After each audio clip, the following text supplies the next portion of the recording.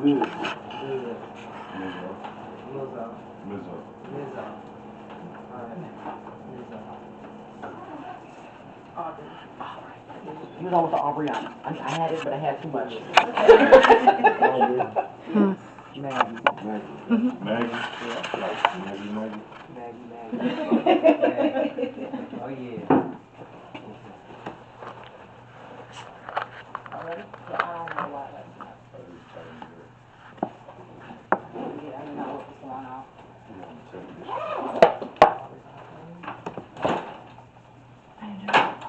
Technician.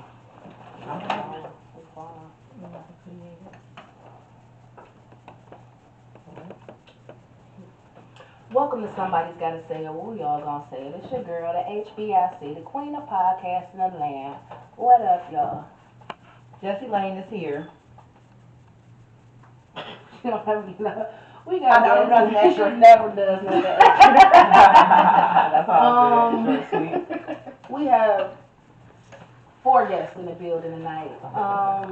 We got Mads and Aubrey, and we got Goods and Mizzo.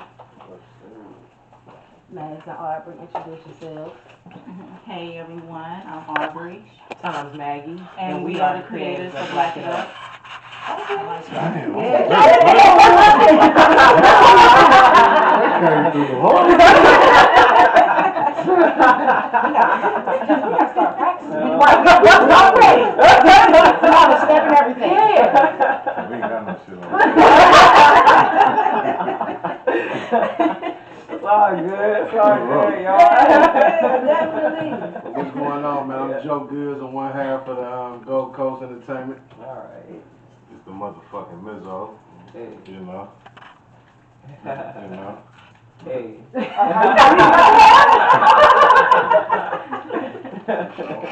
They know Mizzo. Mizzo is not Mizzo. a new. He's been here many, many times. He was part of the first season and half of the second season. Y'all affectionately know him as Drunk Uncle Mizzo. That was back when we used to have, oh God, that was, I think I had to go to an AA meeting. After that. We have to slow down. Yeah. Alright. We drink mainly wine now. No major alcohol is involved. We gotta put that hard liquor down. Yeah, like it You gotta was. put that hard liquor down. That hard liquor, fuck that. Season 3 was like just, and I bring the wine, I used to bring the alcohol, and my birthday with the mudslides, and Yeah, it was all. everybody was sick the next day. I felt great. I felt wonderful. No, we was all like, oh God, my stomach. She can't bring that no more. Because we sat there, we ate that, we ate cakes, we ate pies. It was just all. It was a lot going on. It was a lot. I had a great time. Well, of course you did. Hell, Mizzo had a great time the night we did the show for his birthday. Sure, oh yeah, forgot about that. Yeah, we didn't make it out the studio that till like maybe 3, 4 o'clock that Shit, morning. I woke up at that motherfucker on the floor. In fetal position. I made it home that night. I made it home. No, I made it home and yeah, I just didn't get up the next day. It was all bad after that. I understand that. It was all bad after that. Yeah. So how y'all been though? Everything's been going great. I have no complaints at all. Yeah, how y'all doing? Oh, I want y'all to do that shit again.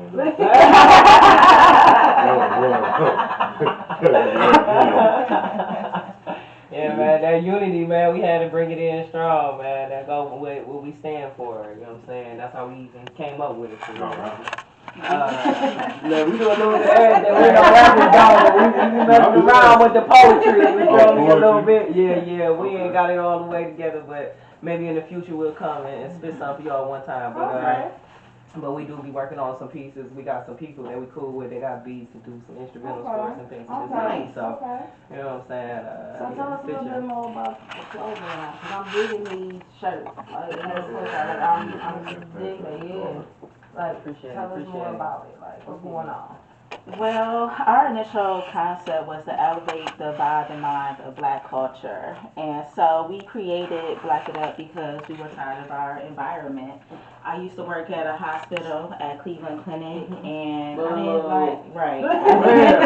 For real. And once upon a time, I was very proud to work there. That was a very sought out place that a lot of people wanted to work at, and they had groomed me to be a particular type of way, had trained me in my professionalism, but you also had to deal with the hierarchy and how they want you to act and how they treat you. And I couldn't no longer deal with the racism that was placed upon me. And I had came home and I was just like, yo, something has got to change. Like, what is it that I can do, that we can do to get us up out of our situation, something that we are passionate about, something that serves a purpose. And so we sat and we think and we sat and we were just thinking like, okay, maybe we could come up with an apparel line. So then it was just like, okay, what would the name be? So it was just like, okay, like what do we want it to represent? So it was all across the board. It was Black unity, Black empowerment, things centering around the elevation of Black people. So, it being that one of my favorite colors is black, I just said, why don't we just name it Black? But the whole name of our label is called Black It Up. And so, while looking at our logo, it's all symbolisms as well. So, with the B, it is the number 13, which represents transformation. You have the L, which is two daggers, which is representation of the African warriors.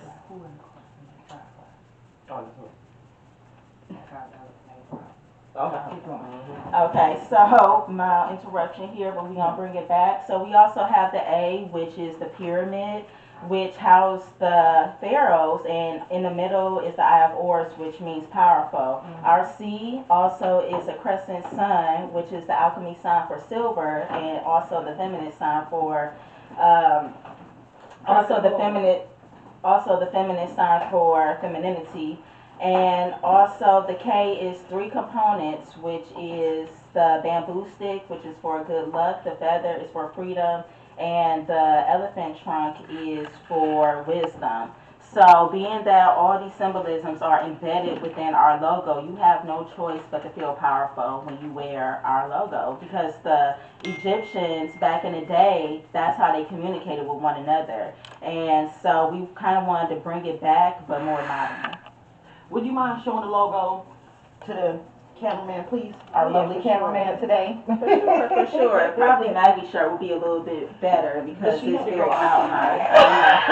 But she's gonna be back, so but yeah. Y'all make your own clothes? Yeah. Everything that we come up with, we design. We sit and we think about it. I think that's something that's lacking with a lot of businesses, because a lot of people don't think. A lot of people really don't sit down by themselves in silence and just think.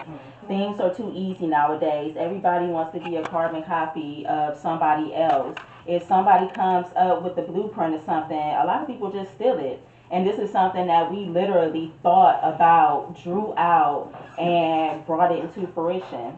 So this came from our minds. So if you see anybody else with our logo, it's a straight steal, like stealing from us, for sure. Oh yeah.